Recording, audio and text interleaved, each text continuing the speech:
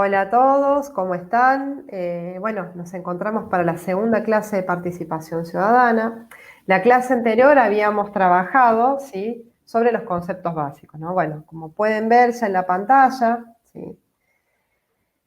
Antes de poder empezar, ¿sí?, con temas nuevos, con contenidos específicos de lo que a mí me interesa sobre todo aportarles a ustedes que están ávidos de participar, de influenciar y de tener una incidencia precisa dentro de sus ámbitos digamos, de vivencia, ¿sí? Lo ideal sería hacer un repaso de lo que vimos hasta ahora y concretamente qué tenemos pensado hacer. Bueno, la clase anterior hablamos de democracia representativa, ¿sí? Esta idea de una democracia, de las reglas de juego básicas, tanto digamos de respetar contenido como de procedimientos, ¿sí?, donde se eligen los representantes por mecanismos, obviamente establecidos constitucionalmente, a un Estado que hace como el actor por excelencia que tiene legitimada la coacción física, como otros actores que participan en la política, ¿sí?, que hacen incidencia, y sobre todo, digamos, vimos que eran las acciones de incidencia posible y, digamos, las características básicas de una organización de la sociedad civil. Bueno, esto es lo que vimos hasta ahora. Yo les decía que la segunda clase íbamos a trabajar sobre mecanismos de participación ciudadana en regímenes políticos, que en efecto es lo que vamos a hacer, y sobre todo me interesa lo que se conoce como mecanismo de participación ciudadana de democracia directa, ¿sí? Y por supuesto algunos criterios generales con los cuales uno puede entender qué son estos mecanismos de democracia directa, pero básicamente los de democracia directa y semidirecta tienen que ver con las expresiones del ciudadano en particular sobre un tema puntual. Se expresa directamente y por lo general es a través de las urnas, ¿sí? Esa es la gran diferencia respecto a los semidirectos. Los semidirectos quiere decir que el ciudadano participa, ¿sí?, en una audiencia pública, en un presupuesto participativo, ¿sí?, pero no necesariamente es masivo, o no se busca que sea necesariamente masivo, ni que lo haga de manera expresa, ¿sí?, sobre un tema concreto y en particular. Y por eso, digamos, es la gran distinción de democracia directa y semidirecta. Pero bueno. Ahora, ustedes se preguntarán qué es esta imagen, ¿sí? Si vemos es el subcontinente nuestro, y hay un montón de palabras, entre ellas revocatoria, elecciones, plebiscito, plebiscito revocatorio, consulta popular, referendo, vota sí a favor, vota no. Bueno, ¿qué es esto? Bueno, cuando uno empieza a mirar los mecanismos de democracia directa, hay varias cosas que no puede concluir. Entre ellas, en América Latina es muy usado. Hay algunos países que usan más que otros. Además de esto, digamos, cómo los regula el Estado y en dónde aparece regulado también difiere. Y por supuesto que difieren en la forma en que son denominados, ¿sí? Es decir, revocatoria y plebiscito revocatorio en esencia es lo mismo.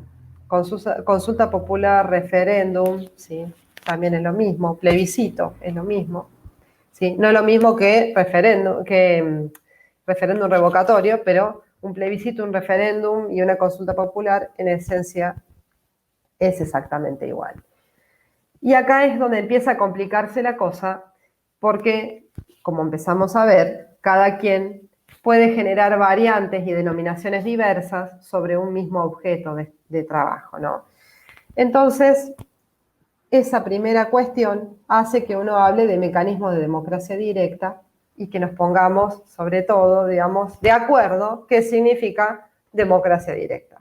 Pero como le decía recién, son un conjunto de instituciones, ¿sí?, espacios, son herramientas que el ciudadano tiene para poder decidir o emitir opinión, obviamente a través del voto, por ende a través de las urnas, ¿sí?, como si fuera una votación de un representante, digamos, de la misma forma, del voto secreto, con todas las mismas garantías de ese voto, ¿sí?, pero sobre un tema en particular. Eso es un mecanismo de democracia directa. Y básicamente, digamos, más allá de cómo se los denomine, ¿sí?, porque como vimos recién en la placa anterior, la denominación es variada, básicamente serían tres, ¿sí?, lo que es un referéndum constitucional obligatorio, ¿sí?, una consulta popular o una revocatoria de mandato. Un referéndum constitucional obligatorio es cuando el Estado, para tomar determinadas medidas, sí o sí, tiene que llamar a consulta popular. ¿Sí? Es decir, muchas veces para reformas constitucionales, para aceptar tratados internacionales, y a veces mirándolo a nivel subnacional y pensando más en lo local, ¿sí? En algunos países, como Argentina, por ejemplo, prevén en algunas provincias, ¿sí? Por ejemplo, la provincia de Córdoba, en la ley orgánica municipal lo deja bien en claro, y también aparece ya referencia a la Constitución, digamos, el mecanismo, pero para fusión de dos municipios, ¿sí? Es necesario que haya una consulta popular y que a su vez haya, obviamente, una autorización de la provincia, ¿no? Entonces, si bien acá nos bajamos de escala, vemos que las consultas populares obligatorias no necesariamente se circunscriben estrictamente al orden nacional, sino que también, por determinadas temáticas, puede ser que se consulte al ciudadano en particular y que está establecido como obligatorio por ley, ¿sí? Después, la consulta popular tradicional, digo, esta cuestión de aceptar y rechazar propuestas, políticas, acciones, etcétera, ¿no? Entiéndase, puede ser de el trazado de una autopista, puede ser lo que tenga que ver con la creación de un parque industrial, puede ser por una política ambiental especial, o puede ser sobre un tema vinculado a, digamos, más social, más vinculado a la educación o lo que sea. Es decir, ahí va a depender, digamos, de qué cosas se puede consultar al ciudadano y en qué contexto, ¿no? Pero, en principio, la propuesta debe ser de lo más variada, ¿no? Servicios públicos, cuestiones institucionales. Bueno, la provincia de Córdoba, por ejemplo, en su momento había hecho una consulta popular para reducir la legislatura bicameral a unicameral, es decir, en vez de tener dos cámaras, un diputado y senadores, pasamos a tener una sola cámara, ¿no? Y eso fue por consulta popular. Entonces, esas son cuestiones diferentes, esa última es bien institucional, o por ejemplo, en el municipio de Necochea, en provincia de Buenos Aires también, digamos, se consultó a través de la ciudadanía si querían o no aceptar todo lo que era la creación de la policía local que había hecho la provincia la provincia de Buenos Aires, que había creado por una resolución ministerial, ¿no? Entonces, lo que estamos viendo es que en realidad las consultas pueden ir de temas muy amplios, muy variados, y que, digamos, la gran limitación que tiene es cómo está reglamentado en ese lugar en particular. Y después tenemos lo que se conoce como revocatoria de mandato, que es cuando uno entiende, digamos, los ciudadanos, con razones muy fundadas, que debe destituirse por voto a una autoridad electa, ¿sí? Este mecanismo también existe y por lo general suele ser de complicada implementación, ¿no? Tanto sobre todo la revocatoria de mandato, la consulta popular, los referéndums y demás, suelen ser mecanismos que se los conoce como las cláusulas democráticas, ¿no? Muchas veces, sobre todo en los regímenes federales, suele ocurrir que uno le reconoce la autonomía plena a los niveles subnacionales, sobre todo los locales, pero más allá de que ellos pueden dictar sus propias normas, su propia carta orgánica, su propia constitución, que pueden tener sus propios recursos de financiamiento, es decir, puedan crear impuestos, darse su propia reglamentación de la carrera administrativa y demás, uno les dice, bueno, pero tenés que cumplir con ciertas pautas de vida democrática al interior y tenés que reconocerme, por ejemplo, estos instrumentos. Y entre ellos suelen también entrar las audiencias públicas, ¿no? Que si bien no son mecanismos de democracia directa, propiamente dicho, sí son un mecanismo, digamos, que se incluye como una cláusula democrática, ¿no? Para mantener y articular este espíritu entre el Estado y la ciudadanía. Así que hasta acá uno podría decir, bueno, cuando uno habla de mecanismo de democracia directa, en esencia encuentra tres, ¿sí? Son distintos, ¿sí? Y la diferencia está en esto, ¿sí? En que en uno no hay manera de hacer una reforma, por ejemplo, la reforma de las constituciones en varios países, ¿sí? En América Latina se ha consultado, en Venezuela, en Bolivia, bueno, hubo varias consultas vinculadas al tema, ¿sí? Otras puede ser la consulta popular, propiamente dicho, y por último la revocatoria de mandato, como veíamos recién. Bueno, nosotros decíamos recién que los mecanismos de democracia directa no necesariamente se circunscriben al orden nacional. Y esto entra dentro de las características. Uno ahí de fondo ve distintas boletas, ¿sí? Para que ustedes se den una idea de por qué se dice que es mediante el voto, ¿sí? Ahí hay varias boletas de consultas populares hechas a lo largo de la historia. Algunas de entidades intermedias, provinciales o departamentales, dependiendo del país y la denominación. Otras estrictamente locales, municipales. Otras, ¿sí? Nacionales. Esto que dice es que esto se puede implementar en 3 jurisdicciones distintas, ¿sí? Por eso van a encontrar nacional, provincial o departamental, municipal o local, ¿sí? O podría ser. El carácter, y esto sí es importante. No toda consulta popular se transforma en algo de facto obligatorio para el Estado. Eso solamente ocurre cuando es vinculante, es decir, si se hace la consulta, ¿sí? Sobre todo las consultas populares, puede existir la opción de que el Estado decida, pese que la sociedad le dijo que no, el hacerlo, o pese a que la sociedad le ha dicho que sí, hacer caso omiso y no implementar lo que se pide en la consulta popular. Tiene que haber una razón de la convocatoria, y es el por qué. Bueno, porque la Constitución lo obliga para el tipo de medida que quiero hacer. Bueno, a mí la Constitución me obliga a reformarla siempre y cuando la consulta popular haya salido efectiva y que me hayan dado el apoyo y el respaldo, porque me quiero fusionar con otro municipio, dividir, y la verdad es que, bueno, tengo que hacerlo sí o sí. O porque quiero, es un tema que divide, que genera divisiones sociales internas, como les decía anteriormente, el conflicto social puede venir por muchas cuestiones, ¿no? En Argentina, por ejemplo, el año pasado fue, hace un tiempo ya, la cuestión del aborto, ¿sí? Bueno, el aborto sí, el aborto no, uno puede hacer una consulta popular y preguntarle a la ciudadanía, bueno, a ver, ¿qué quieren? ¿El aborto legal o no lo quieren? ¿Sí? Porque uno entiende que es una cuestión que divide y que genera mucho conflicto social y que es una manera importante de salir adelante. O como lo fue en su momento, digamos, la contienda con la posible guerra con Chile si no se solucionaba el problema de los límites territoriales, ¿no? Entonces uno busca, de alguna manera, preguntarle a la ciudadanía hasta qué punto y qué costo quiere pagar en función de esta política que tiene cierta rispidez o que genera cierto distanciamiento y roce y confrontación, ¿no? Y después, sobre todo, cuando uno habla de las revocatorias de mandato, ¿sí? La revocatoria de mandato puede ser ya sea por incapacidad física, ¿sí? O bien por incumplimiento severo del deber público. Y en algunos casos, como en el caso de Colombia, por ejemplo, se hablan de insatisfacción ciudadana muy grande y hace más que nada referencia al desempeño de lo que sería, bueno, la labor, digamos, de esa gestión, ¿no?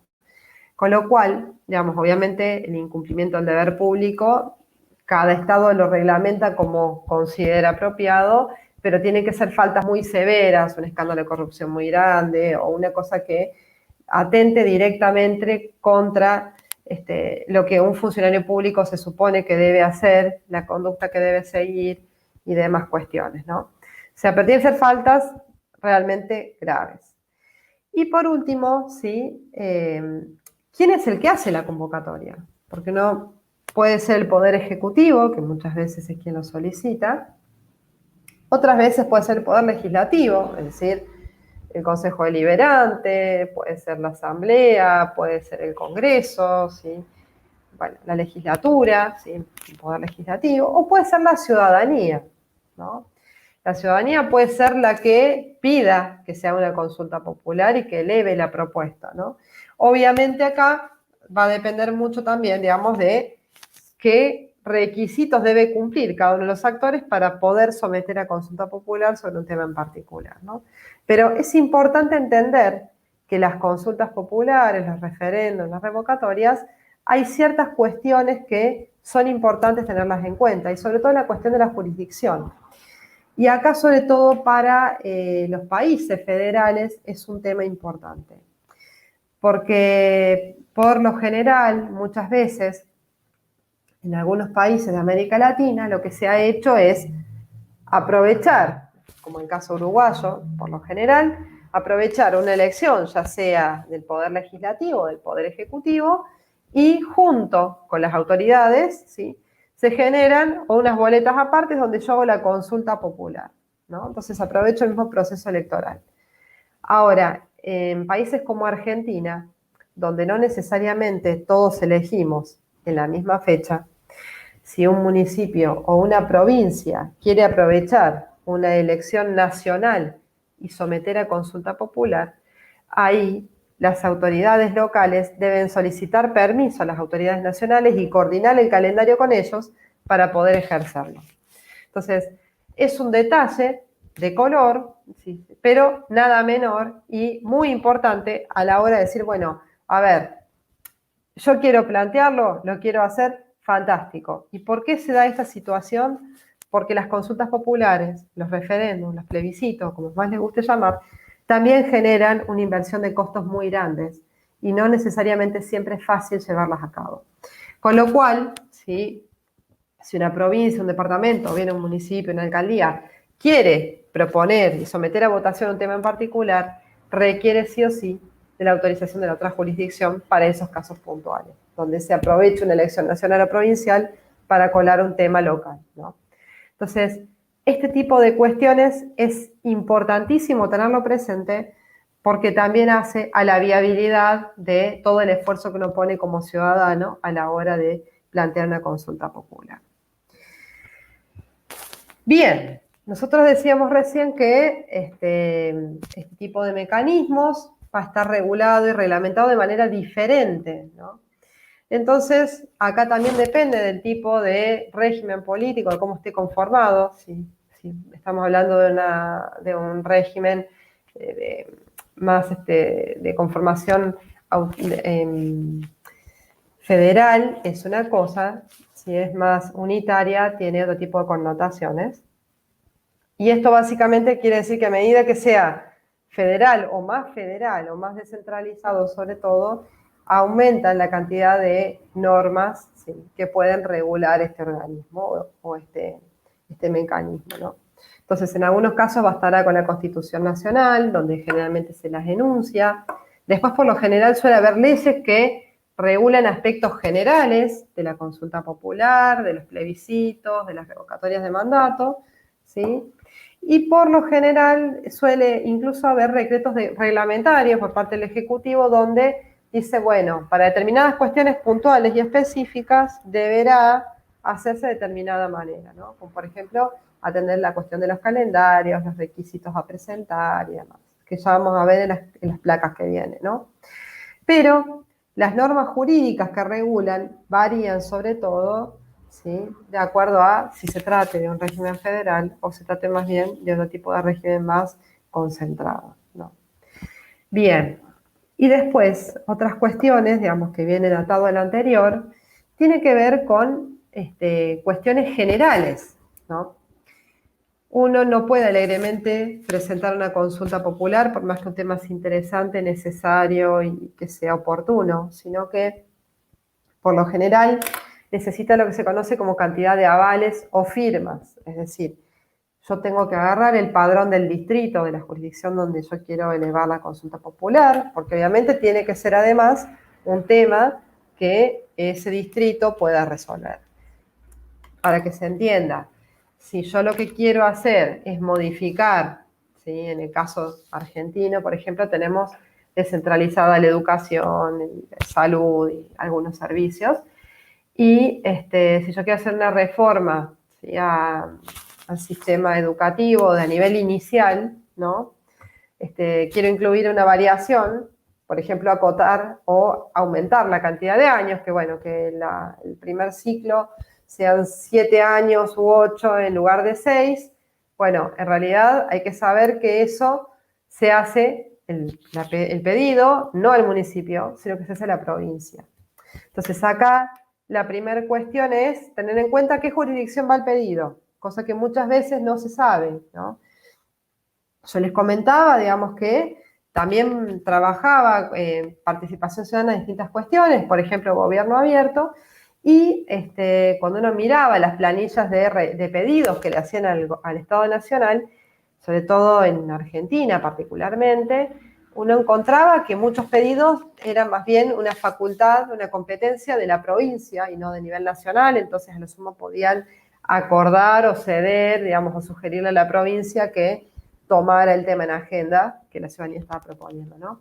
Este es un punto muy importante y atado a que tiene que ser de competencia de la jurisdicción a la cual yo presento, es el padrón correspondiente a esa jurisdicción. Si el petitorio es a la provincia, lo más probable es que sea sobre el padrón nacional la cantidad de gente que pide que sea una consulta. Lo que significa que yo tengo que ir recorriendo por toda la provincia, ¿sí?, hasta obtener una cantidad necesaria de firmas, que van a ser los avales, donde por lo general se pide la identidad específica de la persona, con DNI, residencia, etc. Lo cual es un problema y es un tema muy engorroso, sobre todo para la sociedad civil, no tener en claro esto. Muchas veces ocurre que los estudiantes universitarios, que por general somos los que somos muy sensibles a estas cuestiones, somos muchas veces guardianes de este tipo de situaciones y queremos llevar adelante iniciativas. Y cuando en la provincia de Córdoba se intentó derrocar a un intendente, ¿sí?, de la ciudad más importante, la ciudad de Córdoba, uno de los grandes problemas que hubo fue acompasar, ¿sí?, las firmas con gente que estuviera dentro del padrón, ¿sí?, porque muchas veces en ciudades grandes, que son áreas metropolitanas, uno viaja, ¿sí?, todos los días para estudiar, o peor aún, uno reside en la ciudad, pero tiene domicilio legal en otro lado, por ende uno no vota en ese distrito, sino que vota en otro lugar, por ende mi firma queda invalidada.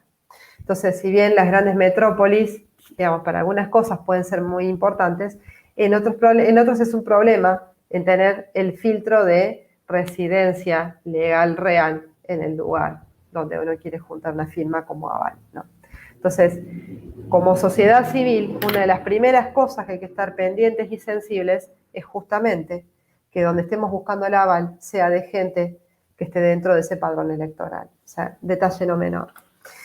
Calendario electoral, es decir, cuando uno presenta una consulta, por lo general, tiene un periodo para juntar las firmas, un periodo para presentar los papeles, un periodo para armar las boletas, la pregunta, la redacción de la o las preguntas. Lo que se sugiere siempre es que sea la menor cantidad de preguntas posibles, que se puedan responder en sí y no, y además que tenga una redacción tal que sea claro qué es lo que se está preguntando, ¿no? Entonces, el calendario electoral es un elemento importante y que muchas veces uno dice, yo la firma la junto, pero no la junto capaz en los 20 días o en los 3 meses que tengo habilitados para hacerlo, ¿no? Entonces, este tipo de cosas, si bien uno dice, son pavadas, ¿no? Y acá sí hay que mirar, digamos, tanto la reglamentación de los procesos, si es que lo hay, muchas veces, y sobre todo a nivel local, de alcaldía, de municipios, no se reglamentan estos procedimientos, sobre todo la revocatoria de mandato, que es la más complicada y la que políticamente más incomoda, puede ocurrir que no esté reglamentada, es decir, que no tengan pensado pasos administrativos para que eso se implemente, sino que es un mero adorno legislativo porque suena lindo y demás. Entonces, eso es importante tenerlo presente porque una vez que uno empieza el proceso, el tiempo corre y no necesariamente es fácil llegar al objetivo deseado, ¿no? Los requisitos de validez o impugnación del proceso, es decir, bueno, yo lo que les decía recién es, uno puede juntar el 2% o el 3% del padrón, la cantidad de firmas que necesita, pero puede ocurrir, digamos, que esas firmas en realidad no corresponden al padrón, ¿sí? Bueno, ese es un requisito. O bien, para hablar de que él está viciado el proceso, tengo que comprobar de que en realidad está firmando gente que murió hace más de el tiempo en el cual arrancó la convocatoria y demás irregularidades, ¿sí?, que hagan que eso no sea válido y que merezca ser impugnado o frenado el proceso, ¿no? Entonces, esos requisitos, obviamente, ¿de dónde salen? De la reglamentación. ¿Sí? ¿Qué tengo que mirar? Tengo que mirar las leyes, los decretos, las resoluciones, o sea, todo aquello que hace al proceso de regulación, ¿no? Entonces, ¿dónde va a figurar? Va a figurar ahí. Obviamente, tener en cuenta que para lo que yo pida, lo que yo inicie, esto sea un motivo que esté habilitado para eso. Yo por más que quiera, ¿sí? Cambiar la política exterior, por lo general la política exterior de un país no está sujeta a la participación del ciudadano, a menos que el Estado así lo habilite. Sí, como en el caso argentino, digamos, respecto de entrar en una guerra con un país limítrofe es algo complicado. Veníamos de muchos años de dictadura, con lo cual ameritaba una consulta en torno al tema, ¿no? Pero por lo general, los temas fiscales, los temas de política exterior y demás, son temas que rara vez el ciudadano está habilitado para iniciar el proceso. Entonces, hay que tener siempre en cuenta que la temática que yo estoy haciendo, además de que sea la jurisdicción correcta a la que le estoy enviando, que también esté habilitada por esa jurisdicción para elevar la consulta. El umbral de participación hace referencia a la cantidad de gente que tiene que ir a votar ese día. Por lo general, la consulta popular no es obligatoria, no genera sanción el hecho de no votar. O sea, está abierto a la participación de todo el mundo, es decir, a que todo el mundo se exprese. Pero eso no significa que haya sanción si uno no lo hace. Por ende, puede ocurrir que sea el 50% del padrón o menos, el que efectivamente se tome los 2 minutos para llenar la boleta, ¿sí? Por sí o por no, o que asista específicamente a los establecimientos de votación para decidir por sí o por no por un determinado tema. Es decir, esto tiene que ser un tema lo suficientemente importante como para que la ciudadanía le destine tiempo, invierta recursos y se exprese, sobre todo cuando hay más de una pregunta dentro de una consulta popular o una revocatoria de mandato, además de que tiene que estar muy bien fundada para poder iniciar, tiene que ser una persona que realmente la gente tenga interés en decir, bueno, a ver, me voy a expresar por sí o por no, pero me voy a expresar, ¿sí? Eso tienen que tenerlo presente, digamos, siempre hay una mayoría, un umbral de participación mínimo para que el resultado sea tenido en consideración. Y a su vez, por lo general, dentro de las pautas, ¿sí?, que reglamentan, sobre todo las consultas populares y las revocatorias, tiene que haber un porcentaje mínimo de aceptación o de rechazo de la consulta.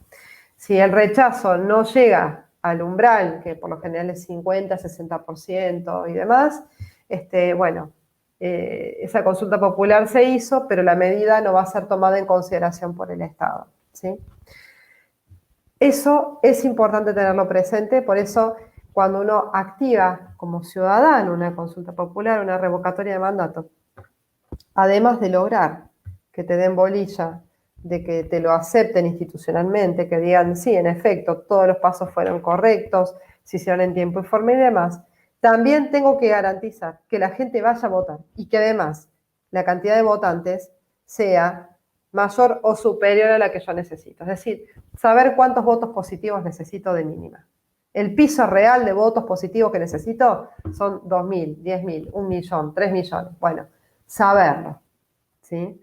Y eso debe estar siempre reglamentado y sobre todo hay que estar atento a los cambios en la reglamentación. O sea, ahí sí, digamos, y sobre todo como ciudadanos hay que estar atento a ver dónde se publican, si en el boletín oficial, en dónde sale, digamos, estar con el tomador de decisiones, bueno, qué cambió, qué no cambió, porque sobre todo, digamos, muchas veces en algunos regímenes no necesariamente democráticos, este tipo de requisitos, de procedimientos y demás tienden a cambiar a mitad de proceso.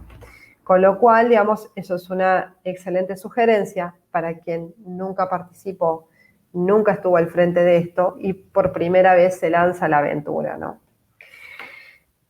Hay otra cuestión que tiene que ver con los actores que participan y monitorean, los actores institucionales, ¿no? Bueno, por lo general suele estar o bien un órgano del Ejecutivo, un órgano judicial, ¿sí? o no, dependiendo de cuál sea la jurisdicción y qué dice la norma, ¿sí?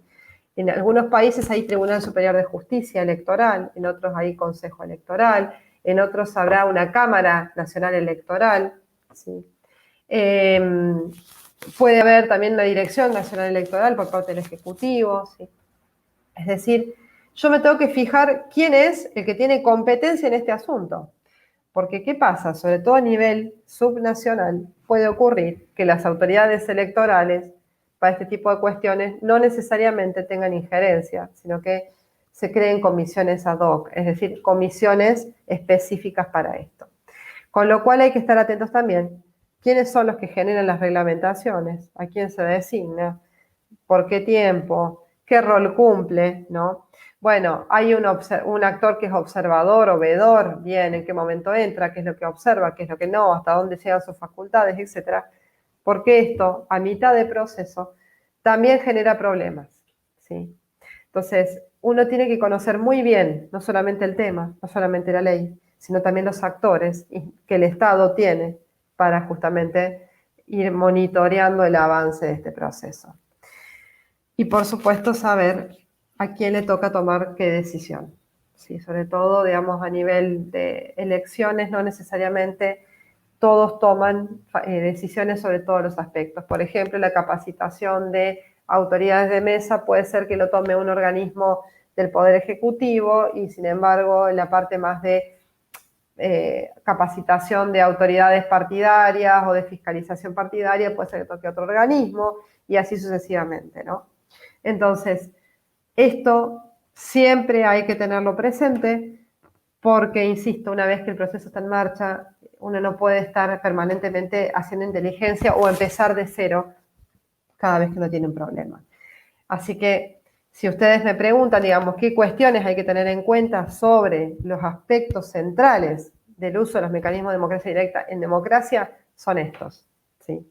Las reglas de juego democráticas dictaminan estos elementos centrales para que un pedido, una revocatoria, una consulta, ¿sí?, llegue a buen término. Por lo general, las consultas populares que implementa el Estado, en general la parte más procedimental está cubierta, donde tienen que trabajar más y sobre todo codo a codo con la sociedad civil, es para superar el umbral de participación, la mayoría, ¿sí?, requerida para esto.